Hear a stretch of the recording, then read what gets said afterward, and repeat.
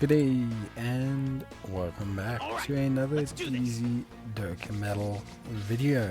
In this video we're going to be taking a look at the performance of the build of the week, the Defenders of Justice in the Ultimate Red Zone.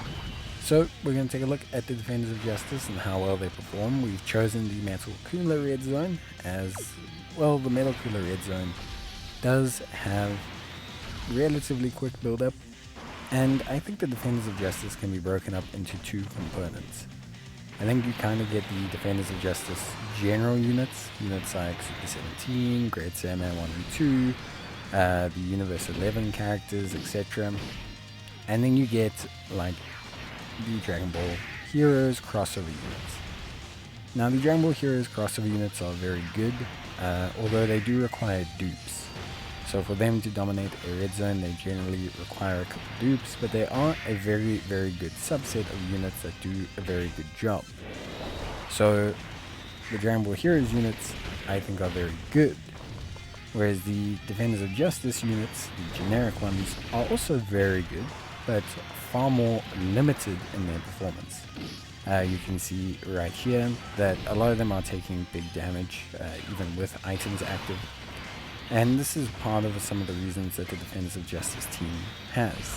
Ideally, it does just struggle for identity on hard events outside of the Dragon Ball Heroes kind of selection of units. And Dragon Ball Heroes is not infallible. It's a very strong category, but it's a category that needs dupes and specific investment. You summon on the Dragon Ball Heroes banner for Dragon Ball Heroes units, and those units will then do a good job. You can't summon on a Dragon Ball Heroes banner and not get a whole bunch of, other benefits. You are only summoning for those Heroes units, and you are hoping to get the benefits of those Heroes units.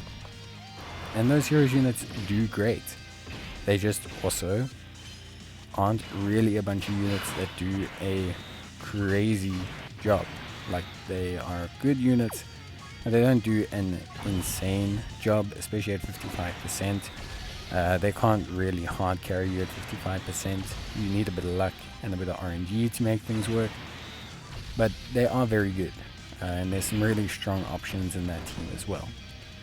But overall, I think the best way to kind of phrase it is that the Defenders of Justice team, if you take out the Dragon Ball Heroes component and you just leave the Defenders of Justice component, I don't think is ostensibly an incredibly overpowered team. I think it's an okay team. I think it's a decent team. I think it's a team that does a decent job, but I don't think they blow anyone's brains out. I think at the end of the day, they are a very respectable, very strong team, but I don't think that they can manifestly handle or dominate any other stage that well, especially Red Zone.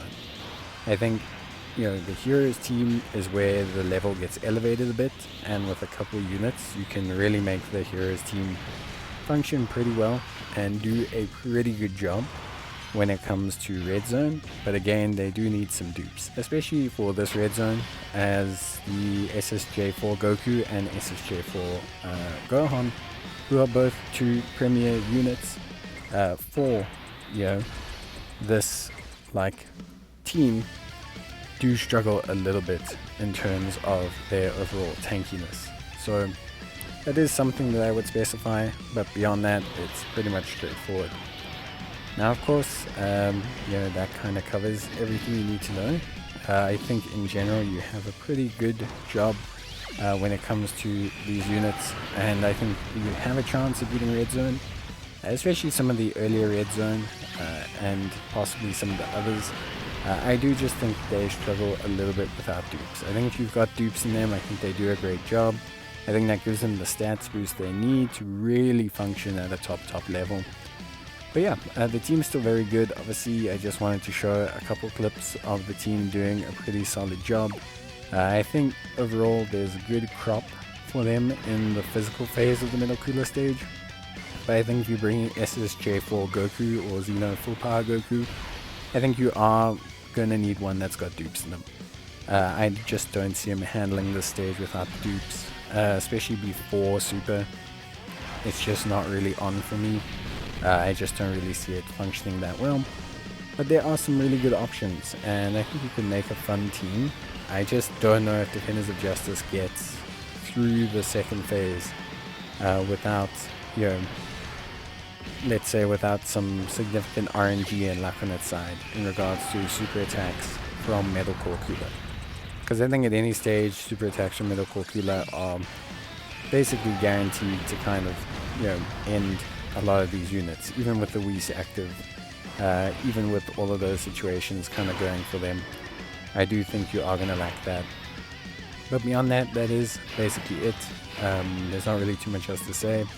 I think overall it's a really fun team, and I think with dupes you can make it work, but I think Defenders of Justice needs a bit of an overhaul. It needs a new leader, definitely needs a couple more general supports. It needs a bit more synergy, it needs a bit more flow to it, so they can bring out the best of all the mix of units that it has.